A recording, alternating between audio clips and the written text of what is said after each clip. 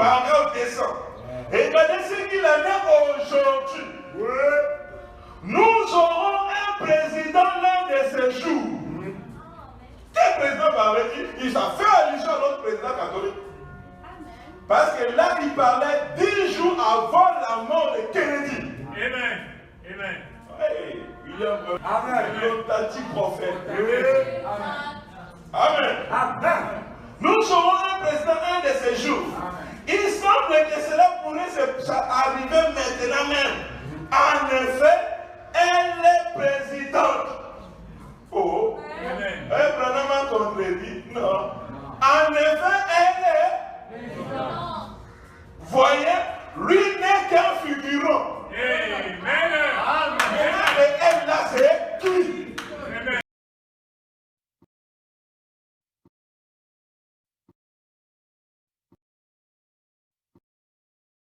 Mathieu Mabar, vous êtes correspondant de France 24 à Washington. Mathieu, l'occasion de faire la lumière sur les modalités de ce transfert du pouvoir et puis sur le rôle précis du vice-président dans ce cas de figure. Oui, effectivement, et les mauvaises langues diront que pour la première fois depuis sa prestation de serment en tant que vice-présidente des États-Unis, Kamala Harris va se retrouver en première ligne. Le temps avance, il n'y a plus de temps. Toi qui continues toujours à vivre dans le péché, dans la distraction, il n'y a plus de temps. La venue du Seigneur approche. Amen. Dans ce message, pourquoi nous ne sommes pas une dénomination de 1958, c'est-à-dire le 27 septembre 1958, paragraphe 136b, frère Bonhomme dit ceci. Souvenez-vous, en ces jours-là, avant la fin des temps, amen, avant la fin des temps, une femme, et avec cela tout par écrit, une femme importante et puissante apparaîtra. Elle sera soit présidente ou dictatrice, ou une femme très puissante ici aux États-Unis. Et ce pays sombrera sous l'influence des femmes. Amen. Amen. Amen. Sous l'influence des femmes. Amen. Maintenant, souvenez-vous, c'est ainsi dit le Seigneur. Amen. Vous voyez? Amen. Amen. Amen. Ainsi dit le Seigneur ne faillit jamais. Amen. Mathieu Mabar, vous êtes correspondant de France 24 à Washington. Mathieu, l'occasion de faire la lumière sur les modalités de ce transfert du pouvoir et puis sur le rôle précis du vice-président dans ce cas de figure. Oui, effectivement, et les mauvaises langues diront que pour la première fois depuis sa prestation de serment en tant que vice-présidente des États-Unis, Kamala Harris va se retrouver en première ligne. Au gré des présidents américains, le sujet du rôle du vice-président a toujours été un sujet à commentaires, à critiques parfois et même à sarcasme, disons-le. Je dirais que la raison est tout simplement constitutionnelle puisque le vice-président des États-Unis n'existe que pour une seule raison, assurer la permanence du commandement, la permanence du pouvoir en cas de défaillance physique ou psychique du président des États-Unis. Joe Biden lui-même, vice-président pendant 8 ans, on s'en souvient, de Barack Obama, avait parfaitement compris ce rôle et on ne peut d'ailleurs pas dire que sous la présidence de Barack Obama, il ait brillé par la prise en main de dossiers majeurs. Certes, il apparaissait beaucoup plus souvent que Kamala Harris, notamment grâce à son expertise en politique étrangère, mais il est resté stoïquement l'homme de Barack Obama, le fidèle, 2 pas derrière le président et sans jamais déranger ni déroger d'ailleurs. Et donc Kamala Harris n'échappe pas à la règle. La Constitution prévoit à la virgule près ce scénario durant toute l'hospitalisation de Joe Biden à l'hôpital militaire de Walter Reed à Bethesda, Maryland. La pièce qui contient le bureau présidentiel pourra être occupée par la vice-présidente. Je précise bien la pièce et non pas le bureau lui-même puisqu'il existe une forme de coutume non écrite cette fois qui fait que seul le président élu s'assied derrière le Resolute Desk, c'est le nom du fameux bureau. Mais rappelons quand même que la santé de Joe Biden était un sujet bien avant son élection, à bientôt 80 ans. La probabilité pour que Kamala Harris soit appelée à lui succéder est réelle, et même si la Maison-Blanche insiste bien sur le fait qu'il s'agit d'une intervention bénigne, pendant les prochaines 24 heures ou peut-être même les prochains jours, Kamala Harris sera effectivement la première femme de l'histoire des États-Unis à exercer une fonction présidentielle. Mathieu Mabar en direct depuis Washington. Merci à vous pour toutes ces précisions. Ah, les hommes qui sont en prison maintenant, paragraphe descend. Regardez ce qu'il en est aujourd'hui.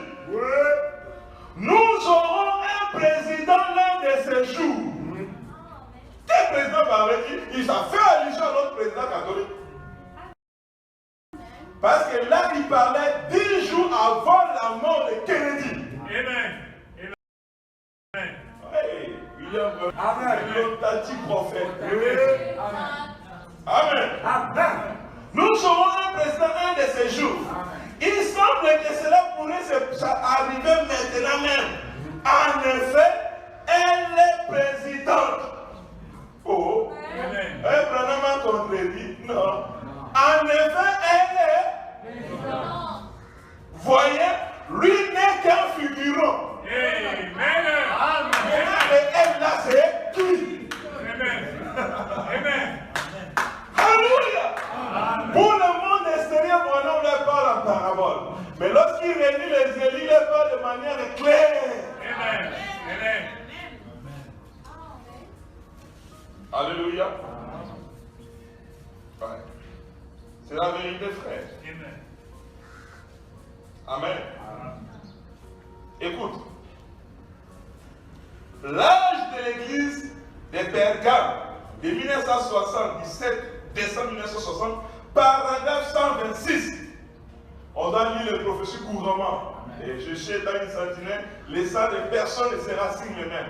Nous devons dire la vérité aux gens, celui qui ne veut pas se préparer, c'est son affaire, c'est son problème.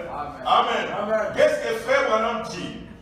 Il dit, c'est ce que je disais, 2 points. Qu'est-ce que frère Branham disait? Cette nation a dit, 2 points. Eh bien, si M. Kennedy est élu, les catholiques prendront le dessus. Oui. Amen. Et c'est ce que frère Branham disait. Les catholiques prendront le dessus. Prendre le dessus, a dit frère Branham.